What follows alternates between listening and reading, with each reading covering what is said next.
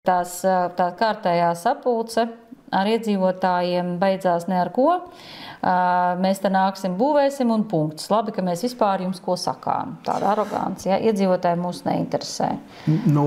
Par to vakar tika runāts diezgan daudz, un te daži pozitīvi momenti arī no ministra. Viņš arī bija lietas kursā, ka viņi pietiekoši agresīvi attīstītāji. Un ka tur, kas saka, ministrs plāno tomēr kaut kādā veidā iesaistīt arī pašvaldības. Līdz šim pašvaldību teikšana ir diezgan minimālas bijušas, bet pašvaldībām, teiksim, tā kā tur sadalīs tos, teiksim, kompensāciju pusi pašvaldību vai pusi tiem cilvēkiem, kur dzīvo, tā kā tur, man liekas, arī vēl ir ļoti, ļoti daudz neskaidrību.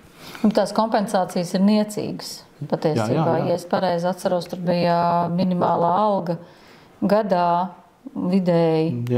Tas nav nekas patiesībā ar to, ja mēs tagad salīdzinām, kāds tas kaitējums varētu būt.